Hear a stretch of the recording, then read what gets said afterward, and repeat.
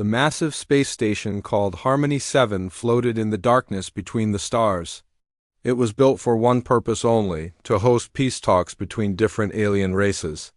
The station looked like a giant metal flower with 7 arms stretching out from the center. Each arm housed delegates from different worlds who came here to solve problems without fighting wars. Ambassador Catherine Hayes walked through the main corridor of the station. Her black hair was pulled back in a neat style and her blue suit looked professional but not fancy. She carried herself with quiet confidence as she headed toward the main meeting hall. Behind her walked 3 other humans. Dr. Benjamin Carter was a tall man with glasses who studied alien life forms. Lisa Morgan was a young woman with red hair who specialized in understanding different cultures. Paul Henderson looked like a simple security officer, but there was something about the way he moved that suggested he had seen more action than his quiet appearance revealed. The main hall was enormous. The ceiling stretched up so high that it disappeared into shadows. Tables were arranged in a large circle so that no one species would seem more important than others. Representatives from dozens of different worlds sat at these tables. Some looked almost human, while others were so strange that it hurt to look at them for too long. The Zephyrians sat to the left of the human delegation. They were tall and thin with blue skin that seemed to glow softly in the station's artificial light. Their leader, Commander Vexton, wore what looked like liquid metal armor that moved and shifted as he breathed. His large black eyes watched everything with sharp intelligence. Across the room sat the Corvani delegation. These beings looked like walking crystals. Their bodies were made of some kind of living gemstone that reflected light in rainbow patterns. When they moved, they made soft chiming sounds that echoed through the hall. Their warriors stood behind them wearing armor made of the same crystal material, but shaped into sharp, deadly-looking plates. The Vexmi delegates were perhaps the strangest of all. They had started as one species, but had changed themselves using science and technology. Some had extra arms, others had metal parts replacing flesh, and a few had eyes that glowed with their own light. Their bio-enhanced soldiers stood at attention, each one different from the others but all clearly dangerous. Even the peaceful Altarians had brought their defensive specialists. These beings looked like tall, graceful trees with flowing robes that seemed to be made of living wood. Their specialists carried staffs that hummed with some kind of energy, and their ancient eyes held wisdom that came from thousands of years of experience. Catherine took her seat at the human table and looked around the room. Every other delegation had brought military advisors, honor guards, or warriors of some kind. Only the humans sat with what appeared to be simple civilian staff. She had expected this, but it still struck her how different humanity's approach was from everyone else's. The first day of talks went smoothly. The main issue was a dispute between 2 powerful groups. The Drakmor Empire wanted to expand into new territories, while the Epsilon Collective controlled resources that the Empire needed. Both sides had brought their military leaders and were making threats disguised as diplomatic statements. Catherine listened carefully as the Drakmor general spoke. He was a massive creature with 4 arms and skin like black leather. His voice boomed through the hall as he explained why his people deserved the mining rights they wanted. The Epsilon representative, a being that looked like a floating jellyfish made of light, responded with equally firm statements about protecting their territory. As the debate continued, Catherine noticed something interesting. Both sides kept looking at the human delegation, trying to figure out what humanity's position would be. The humans had a reputation for being good mediators, but no one could understand how they managed it without any apparent military backing. During a break in the sessions, Catherine stood near one of the large windows that showed the stars outside. The view was beautiful, but also reminded everyone how far they were from home and how much they needed these talks to succeed. Commander Vexton approached her. His metallic armor made soft sounds as he walked, like wind chimes in a gentle breeze. He stopped a respectful distance away and inclined his head in the Zephyrian way of showing politeness. "Ambassador Hayes," he said in perfect English. His voice had a musical quality that made even simple words sound elegant. "I hope you do not mind if I ask you something that has puzzled my people for some time." Catherine turned from the window and smiled. Of course, Commander. What can I help you with? We have attended many peace summits over the years, Vexton continued. Always, every species brings their finest warriors, their military advisors, their protectors. It is a matter of honor and also practical wisdom, yet humans never do this. You come with diplomats, scientists, cultural experts, but never soldiers. My people wonder why this is so. Catherine felt Paul Henderson shift slightly behind her. She did not turn to look at him, but she knew he was listening carefully to every word. Dr. Carter and Lisa Morgan also seemed to pay closer attention to the conversation. We find that military personnel can sometimes make peace talks more difficult, Catherine said carefully. When everyone brings weapons to a discussion about peace, it can send mixed messages. Vexton's large black eyes studied her face. But surely you understand that strength must back up diplomacy. How can your words carry weight if there is no force behind them? The other species respect power. They negotiate seriously only when they know there are consequences for breaking agreements. There are always consequences, Catherine replied quietly. But they do not always have to be military ones. The Zephyrian commander tilted his head, a gesture that showed he was thinking deeply about her words. Perhaps human ways are different from ours. But I confess some of the other delegates question whether humanity has the strength to enforce any agreements we make here. Catherine's smile did not change, but something flickered in her eyes. I appreciate your concern, Commander. Rest assured that humanity takes all agreements very seriously. As if responding to some invisible signal, Paul Henderson stepped forward slightly. The movement was small, barely noticeable, but suddenly his whole presence seemed different. He still looked like a simple security officer, but now there was something else there, a quiet alertness that suggested he was much more than he appeared to be. Dr. Carter glanced up from the tablet he had been reading. For just a moment, his scholarly appearance seemed like a disguise covering something sharper and more dangerous. Lisa Morgan continued to smile pleasantly, but her eyes scanned the room. With the systematic attention of someone trained to notice threats, Commander Vexton noticed these subtle changes. His own military experience told him that he was looking at people who were not what they seemed to be. But before he could analyze this further, a soft chime announced that the next session was about to begin. Thank you for the conversation, Commander, Catherine said. I hope we can continue to work together for a peaceful solution to everyone's concerns. As they walked back to their seats, Vexton wondered what he had just witnessed. The humans still looked like civilians, but something had changed in those few moments. He decided he would need to watch them more carefully in the days to come. 3 weeks had passed since the peace talks began on Harmony 7. The giant space station continued to float in the darkness between stars while delegates from different worlds tried to solve their problems. Some progress had been made, but new tensions were growing that threatened to destroy everything they had worked for. The biggest problem came from a dispute between two powerful groups. The hegemony of Scare wanted to expand their territory into areas controlled by the Centauri Federation. Both sides claimed they had the right to mine valuable crystals in what was called the neutral zone. Neither side wanted to give up their claims, and their arguments were getting more heated each day. War Chief Brutus led the Scare delegation. He was enormous even by the standards of his warrior race. His body was covered in thick armor that looked like it had been carved from black stone. Scars crossed his face and arms, telling stories of many battles. When he spoke, his voice was so deep that it made the walls vibrate. His red eyes burned with anger that seemed to grow stronger every day. The Centauri Federation was represented by Chancellor Martinez, a human-like being with pale blue skin and silver hair. She spoke with calm dignity, but her jaw was set with determination. Behind her stood 3 advisors who watched every move the Scare made with suspicious eyes. Ambassador Catherine Hayes had been trying to help both sides find a solution they could accept. She suggested compromise plans and offered ways to share the mining rights. Dr. Benjamin Carter provided scientific data about the crystal formations that might help both sides get what they needed.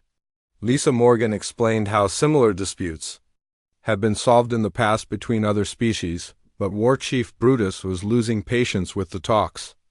Each day he seemed more convinced that diplomacy was a waste of time. He would slam his massive fist on the table when he disagreed with something. His voice would rise until it filled the entire meeting hall. Other delegates were starting to feel uncomfortable when he was in the room. On this particular morning, the tension finally exploded.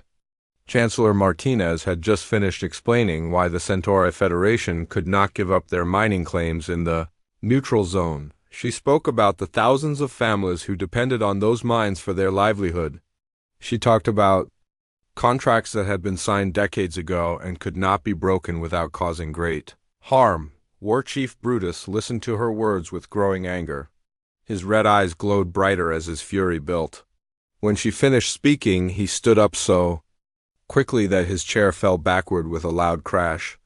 The sound echoed through the hall like thunder. "Enough of this talk," Brutus roared. His voice was so loud that some of the smaller delegates covered their ears.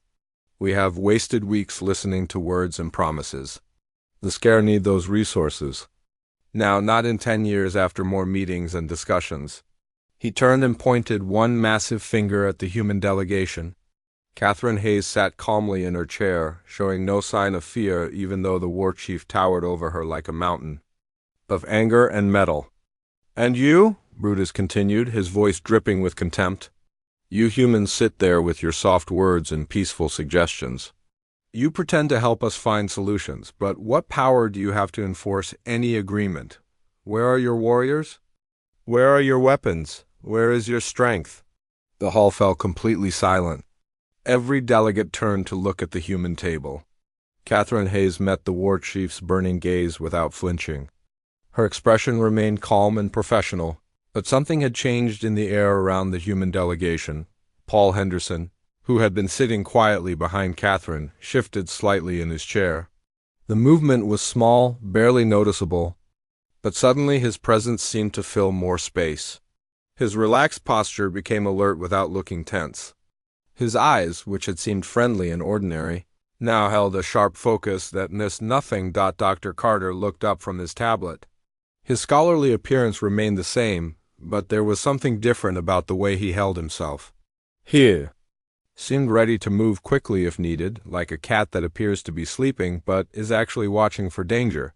Lisa Morgan continued to smile pleasantly, but her hands moved to rest on the edge of the table in a way that would let her stand and react quickly if necessary.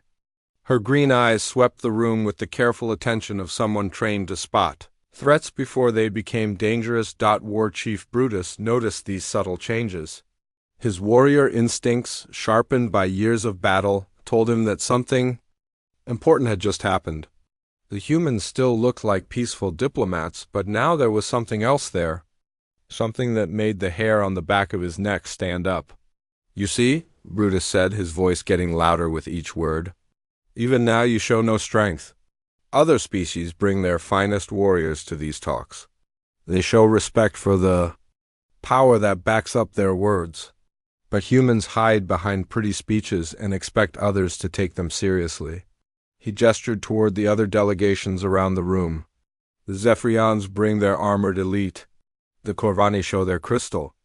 Warriors, even the peaceful Altarians, have their defensive specialists.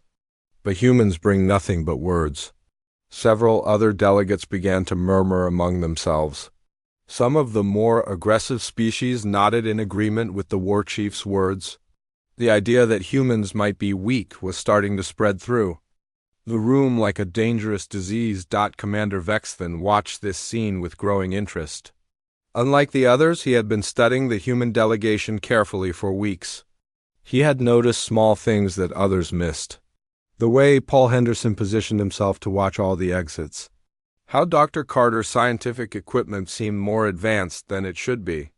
The fact that Lisa Morgan asked questions that sounded innocent but revealed deep knowledge of military tactics.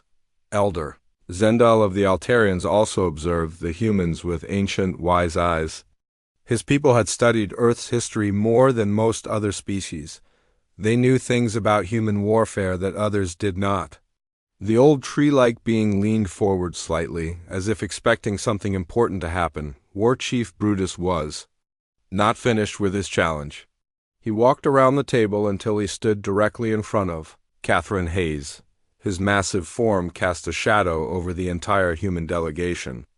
"I think," he said in a voice that carried clearly through the silent hall, "that species without the strength to enforce their will should not have equal voices in these talks. Why should we listen to advice from beings who cannot back up their words with action?" Catherine Hayes looked up at the towering warrior without showing any sign of fear or anger. When she spoke, her voice was quiet, but it carried clearly through the hall. "Strength takes many forms, War Chief Brutus," she said. "Perhaps the question is not whether we have power, but whether we choose to display it in the same way others do." The war chief laughed, a sound like rocks grinding together. Pretty words again. "If you had real power, you would not be afraid to show it." That evening, after the formal sessions had ended, War Chief Brutus met privately with the Drakmor ambassador. In a small conference room, Ambassador Krell was a creature that looked like a giant insect with intelligence gleaming in his compound eyes. He spoke in clicks and buzzes that were translated by a small device. "The humans are either completely defenseless or they are hiding something," Brutus said as he paced back and forth in the small room. "Either way, it serves our purposes to find out the truth," Ambassador Krell's translator crackled to life. "My thoughts align with yours, War Chief. If they are weak, we can ignore them in future negotiations. If they are hiding their strength, we need to know what we are dealing with." "Then we are agreed," Brutus said with a grin that showed his sharp teeth. "Tomorrow we test the humans and see what they are really made of." Neither of them noticed the small device attached to the underside of the table. A device that looked like part of the station's maintenance equipment but was actually recording every word they said. The next morning started like any other day on Harmony 7. Delegates from different worlds gathered in the main hall to continue their peace talks. The artificial lights created a warm glow that made the metal walls seem less cold. Outside, the large windows, stars shone like tiny diamonds against the black of space. Ambassador Catherine Hayes sat at the human table reviewing her notes from the previous day. Dr. Benjamin Carter was checking readings on his tablet while Visa Morgan organized cultural reports. Paul Henderson stood nearby, appearing to be nothing more than a simple security officer, making sure everyone was safe. The morning session was scheduled to focus on trade agreements between the outer colonies. It seemed like it would be a quiet day of boring but necessary discussions. Representatives were taking their seats and preparing their materials when suddenly alarms began to sound. Throughout the station, the sound was loud and urgent, cutting through all conversation like a knife. Red lights flashed on the walls, casting an eerie glow over the assembled delegates.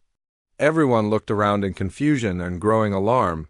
Station Commander Riley's voice came over the communication system. Her words were calm but carried an edge of concern that made everyone pay attention. "Attention all delegates. We have detected several military vessels entering this system. They appear to be on routine patrol, but their positioning is unusual. We are monitoring the situation and will provide updates as they become available." War Chief Brutus stood up at his table with a look of surprise that seemed just a little too perfect. His red eyes gleamed with what might have been satisfaction as he turned to address the room. "This is most concerning," he said in his deep, rumbling voice. "My people's fleet was conducting exercises in a nearby system. They must have detected some kind of threat and come to investigate." As if responding to his words, the main display screen lit up with an image of space around the station. Several large ships could be seen in the distance, their hulls dark against the stars. They looked like weapons of war. Built for fighting rather than exploration or trade, Commander Vex then activated his own communication device and spoke rapidly in the musical language of his people. After a moment, he looked up with concern, written across his blue features. "I have just received word that Drakmor vessels have also been detected at the edge of this system," he announced. "They claim to be responding to reports of suspicious activity in this area." Ambassador Krell of the Drakmor delegation clicked and buzzed excitedly. His translator device crackled to life with his words. "Indeed, our border patrol receives strange signals from this region. They have come to ensure the safety of all peaceful beings in this system. Catherine Hayes watched this performance with calm eyes. She had expected something like this after the private meeting between Brutus and Krell the night before. The device that Paul Henderson had placed in their meeting room had recorded every word of their plan. The various delegates began to talk among themselves with growing worry. Some called for immediate evacuation, while others demanded to know why military vessels were threatening a peaceful summit. The careful atmosphere of diplomacy was being replaced by fear and suspicion. War Chief Brutus raised his voice to speak over the growing noise. Given this dangerous situation, I believe we should suspend these talks until proper military protection can be arranged. Only species that can defend themselves should continue to participate in matters of galactic importance. He turned to look directly at the human delegation. Unless, of course, some species here have hidden defenses that we do not know about. All eyes turned to Catherine Hayes and her small team. The other delegates waited to see what the humans would do. Some expected them to call for help or ask for protection. Others thought they might panic and demand to be evacuated immediately. Instead, Catherine calmly stood up and smoothed down her professional suit. Her voice was steady and confident as she addressed the room. Thank you for your concern about our safety, War Chief Brutus. However, I do not believe there is any immediate danger to this summit. She gestured to Paul Henderson, who stepped forward and activated a small communication device.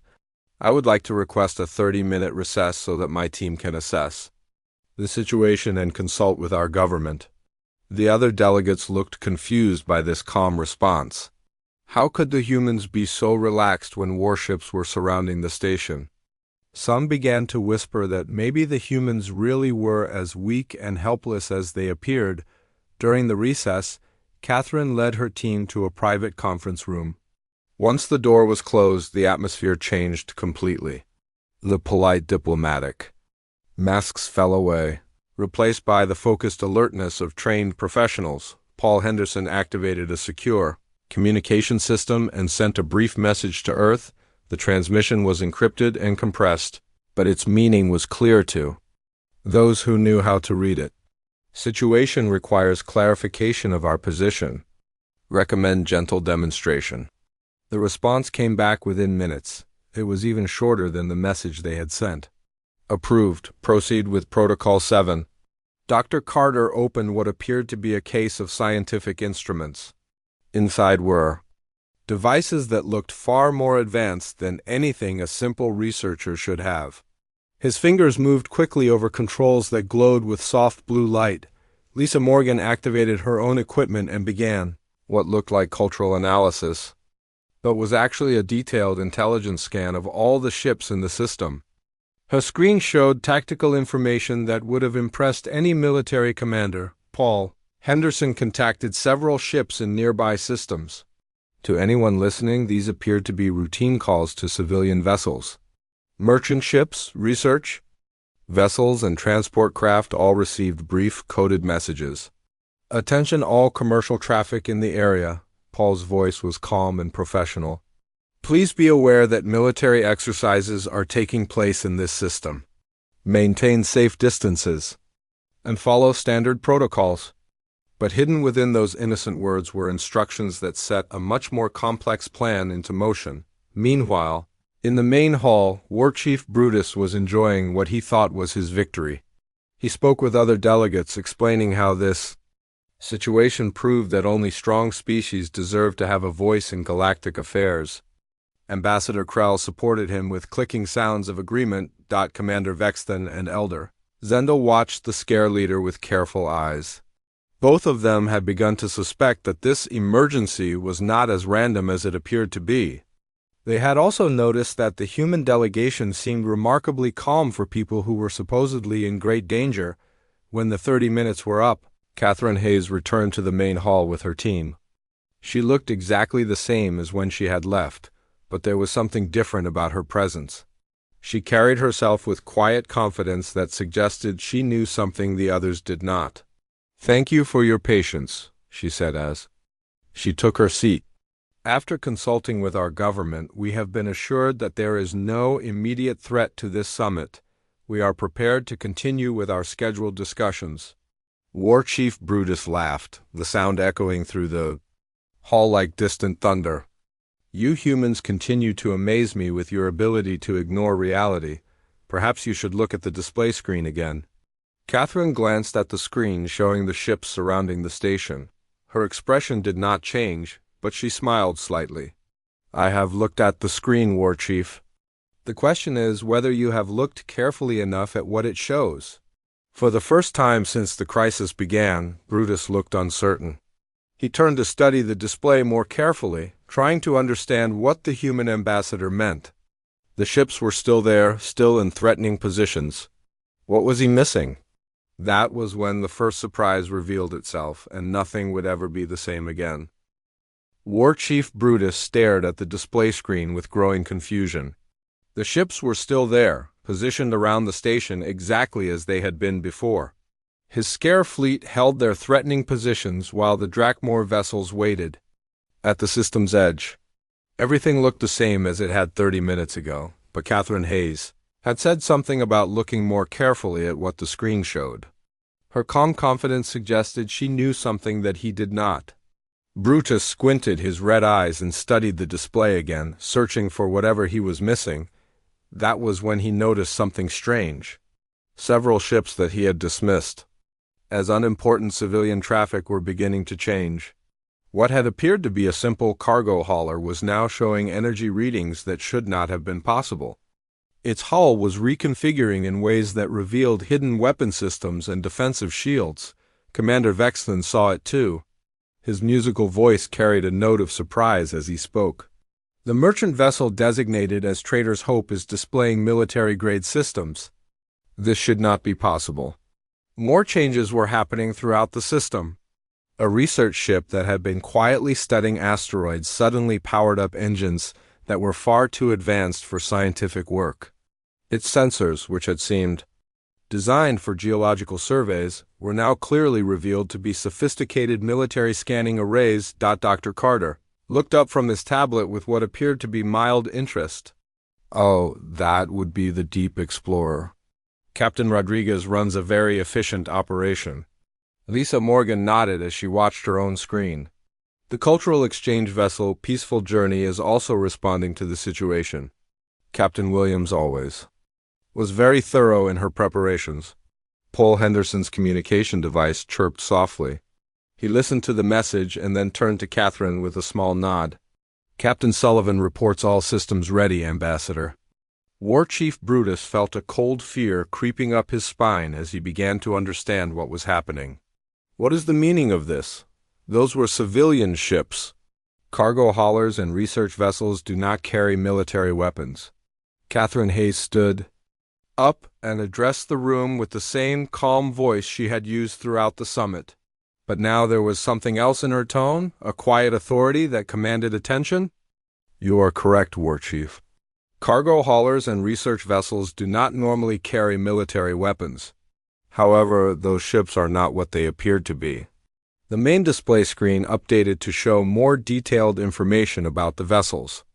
Throughout the system, ship after ship that had seemed harmless was now revealing advanced weapon systems, sophisticated shielding, and engines capable of incredible speed and maneuverability. Captain Jake Sullivan's face appeared on the communication screen. He was a middle-aged man with gray hair and calm blue eyes. Behind him, the bridge of his ship looked nothing like the simple cargo hauler it had pretended to be.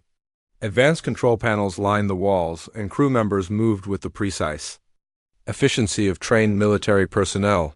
"Harmony 7, this is Captain Sullivan of the UES Merchant's Dream," he said in a steady voice. "We have been monitoring the situation and are prepared to provide security for the Peace Summit if needed." Ambassador Krell's translator device crackled with rapid clicking sounds. "This is impossible. Our scans showed only civilian vessels. How could we have missed such advanced military ships?" Dr. Carter adjusted his glasses and looked up from his tablet with a slight smile. "That would be because you were not scanning for the right things. Human stealth technology has improved significantly in recent years. More ships continued to reveal themselves throughout the system. What had appeared to be a small fleet of civilian traffic was actually a substantial military force.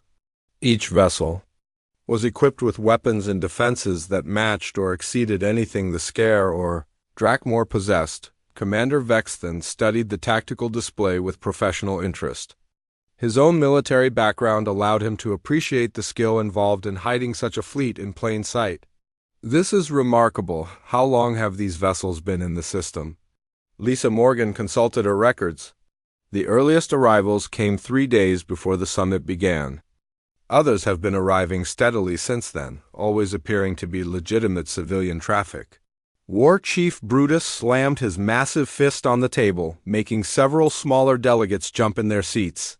This is deception, trickery. You have brought a hidden army to what was supposed to be a peaceful gathering. Catherine's expression did not change, but her voice carried a note of gentle correction. We brought security, War Chief. Just as every other delegation did. The difference is that we chose not to display our capabilities unless circumstances required it. She gestured to the other tables around the room. The Zephyrians brought their crystal warriors. The Corvani displayed their armored legions. Even the peaceful Altarians showed their defensive specialists. Every species here came prepared to protect themselves if needed. Elder Zendel spoke for the first time since the crisis began. His ancient voice carried the wisdom of centuries as he addressed the room. The young human speaks truth. All peoples bring protection to such gatherings. The question is not whether one has strength, but how one chooses to present that strength. Paul Henderson stepped forward slightly, and for the first time his true nature became completely visible. Gone was the appearance of a simple security officer. In its place stood a man with the bearing and confidence of someone who had commanded troops in battle. His eyes swept the room with the tactical awareness of a professional soldier. Every member of the human diplomatic corps receives extensive military training, he explained. Not to make us soldiers, but to help us understand the strategic implications of our negotiations. We can think like military commanders while working as peacemakers. Dr. Carter closed his tablet and looked up with an expression that was no longer scholarly but sharp and alert. My scientific background includes weapons development and defensive systems analysis. Understanding how things can be destroyed helps me find ways to protect them instead. Lisa Morgan's friendly smile took on a different quality as her true expertise became clear. Cultural analysis and intelligence gathering require many of the same skills. Knowing how different species think and fight helps me find ways for them to cooperate instead. The display screen updated again to show the full tactical situation. The human fleet had positioned itself throughout the system in a formation that effectively neutralized both the Scare and Drakmor forces. Every enemy ship was covered by multiple human vessels, and escape routes had been quietly blocked. Captain Sullivan's voice came through the communication system again. All vessels in the system, please be aware that we are conducting a brief tactical demonstration. This will last exactly 60 seconds to show our commitment to the security of these peace talks. What happened next was like watching a perfectly choreographed dance. The human ships moved with precision that spoke of countless hours of training and coordination. They performed the maneuvers that showcased their speed, agility, and firepower without actually threatening anyone. Weapon systems powered up to demonstrate their capabilities, then powered down again to show restraint. The demonstration lasted exactly 60 seconds as promised. When it was over, the human ships returned to their previous positions and once again appeared to be nothing more than civilian traffic going about their normal business. War Chief Brutus stared at the display in stunned silence. His own fleet, which had seemed so threatening just minutes before, was now clearly outmatched and outmaneuvered. The humans had revealed capabilities that his military analysts had never suspected existed. Commander Vexton was the first to break the silence. His musical voice carried a note of genuine respect as he addressed Catherine Hayes. This explains much about human diplomatic success. You negotiate from a position of strength while appearing to be vulnerable. It is a strategy that requires great wisdom and perfect execution. Catherine nodded gracefully. We learned long ago that the strongest position is often the one that others do not know about. When everyone can see your weapons, every conversation becomes about power rather than finding solutions that work for everyone. She looked around the room at all the assembled delegates. We prefer to keep our military capabilities nearby but not visible at the negotiating table. This allows for genuine diplomatic discussions while maintaining the security necessary for effective agreements. Ambassador Krell's translator device buzzed with confused clicking sounds. But why hide such strength? Most species display their power to gain respect and fear from their enemies. Because, Catherine replied with a small smile, we have learned that the mightiest sword is often the one that remains sheathed, and the greatest victories are those that never require a battle to be fought. The silence in the great hall stretched for what felt like hours, but was probably only a few seconds. Every delegate stared at the display screen showing the human fleet that had been hiding in plain sight. The revelation had changed everything about how they viewed the peace talks and the humans who had been mediating their disputes. War Chief Brutus was the first to speak, but his voice was different now. Gone was the arrogant tone and threatening manner. Instead, he sounded genuinely confused and perhaps a little embarrassed. "I do not understand," he said slowly. "If humanity possesses such advanced military capabilities, why do you hide them? Why not display your strength so that others know to respect your words?" Catherine Hayes walked closer to the center of the room so that all the delegates could see her clearly. Her professional suit and calm demeanor had not changed, but everyone now understood that she represented far more power than they had realized. Because, War Chief Brutus, we have learned something important about strength and respect. When you show weapons at a peace table, people start thinking about those weapons instead of thinking about solutions. Every conversation becomes about who is stronger rather than what is fair or what will work best for everyone. She gestured toward the other delegations around the room. Look at what happened here today. The moment military ships appeared in this system, fear replaced cooperation. Trust was replaced by suspicion. Instead of working together to solve problems, everyone started thinking about who they could defeat in a fight. Commander Vexton nodded slowly as he began to understand the wisdom in the human approach. So you keep your military strength hidden but available. This allows others to negotiate without feeling immediately threatened, while still maintaining the security needed for agreements to have meaning. Exactly, Catherine replied. When people do not see weapons, they can focus on finding solutions that work for everyone. But when they know that strength exists to back up any agreements, they take those agreements seriously. Dr. Carter stood up and addressed the room with his scholarly manner, though everyone now knew he was much more than a simple researcher. Think about what happened in your own conversations over the past few weeks. Did you find it easier to talk openly when you felt safe, or when you felt threatened?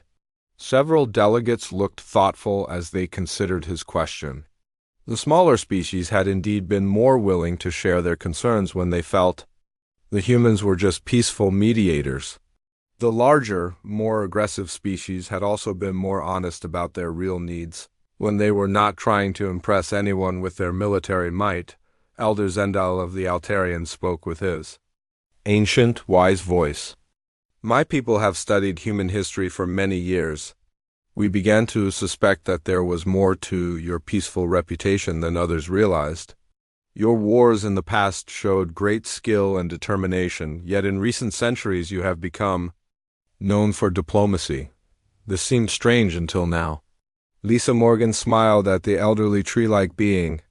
Your people are very wise, Elder Zendal. Yes, humans have fought many wars throughout our history.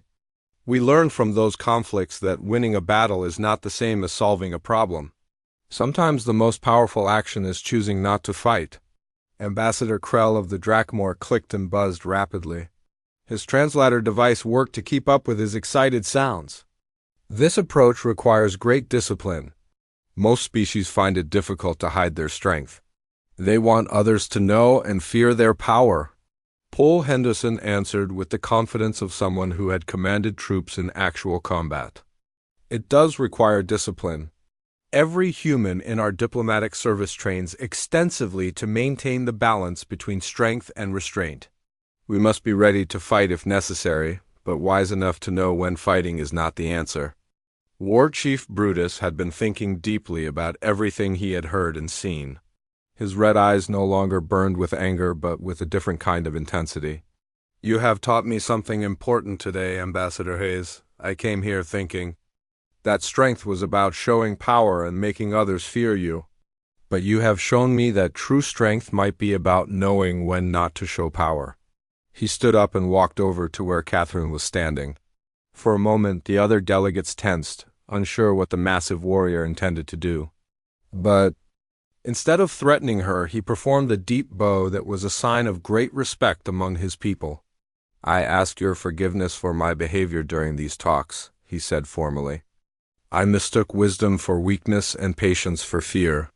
My people have much to learn about the relationship between power and peace." Catherine returned his bow with equal formality. "There is nothing to forgive, War Chief. Your questions helped. Everyone understands why we approach these matters as we do. Sometimes the best way to explain something is to show why it works."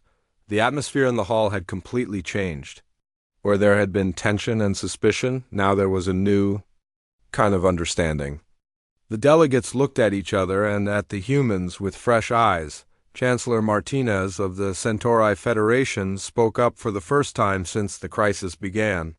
"Perhaps we should return to our discussions about the mining rights in the neutral zone. I believe we may be able to find a solution that works for everyone." War Chief Brutus nodded eagerly. "Yes, I would like to hear more about these compromise plans that Ambassador Hayes suggested. I think I may have been too quick to dismiss them before." The next several hours were the most productive of the entire summit. With the artificial tension removed and everyone understanding that the peace talks were backed by real security, the delegates were able to focus on actually solving their problems rather than trying to intimidate each other. Solutions were found for the mining dispute that gave both sides access to the resources they needed. Trade agreements were reached that benefited smaller species as well as the larger powers. Even some old conflicts that had not been on the official agenda were resolved through honest discussion. As the final session came to an end, Commander Vexton approached Catherine one last time. "You have given us all something valuable to think about. Ambassador Hayes, the Zephyrian Council will be very interested to hear about human diplomatic methods. We would be happy to arrange cultural exchanges between our diplomatic academies." Catherine offered. "There is always more to learn about finding peaceful solutions to difficult problems."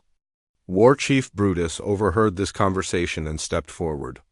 The hegemony of Scare would also be interested in such exchanges. Perhaps it is time for warriors to learn new ways of showing strength. Elder Zendel smiled with ancient wisdom. "The Altarians have long believed that the mightiest tree is not the one that stands tallest, but the one that bends with the wind while keeping its roots strong. Today, humans have shown us what this means in practice." As the delegates prepared to leave Harmony 7 and return to their homeworlds, the human fleet began to quietly disperse. One by one, the military vessels resumed their disguises as civilian ships and went back to appearing ordinary. Captain Sullivan's final message to the station was simple and professional. "Harmony 7, this is Merchant's Dream. Thank you for allowing us to provide security for these important talks. We are returning to our regular shipping routes. Safe travels to all." Catherine Hayes gathered her team for their own departure. As they walked through the corridors of the station toward their transport, Paul Henderson smiled and shook his head. "You know, Ambassador, I think this might have been our most successful summit yet." Dr. Carter chuckled as he packed his equipment. It certainly was educational for everyone involved. Lisa Morgan looked back at the great hall where so much had been accomplished. "I think we have started something important here. Other species are going to start thinking differently about strength and diplomacy." Catherine nodded as she considered the broader implications of what had happened. Perhaps that was the real goal all along. Not just to solve today's problems, but to show a better way of approaching tomorrow's challenges. As their ship departed Harmony 7 and headed back toward Earth, Catherine reflected on the words she had spoken during the summit. The real reason Earth never brought their military to peace summits was not because they were weak, but because they were wise enough to know that sometimes the most powerful statement was the one you did not make. The greatest victories were indeed those that never required a battle to be fought. And the mightiest sword was the one that remained sheathed, ready if needed, but used only when all other options had been exhausted. In the days and weeks that followed, word of the human approach to diplomacy spread throughout the galaxy. Some species began to reconsider their own methods of negotiation. Others started to look more carefully at what human civilian ships might really be carrying, but most importantly, future peace summits became more focused on actually making peace, rather than on showing off military might. And that, Catherine knew, was the real victory of all.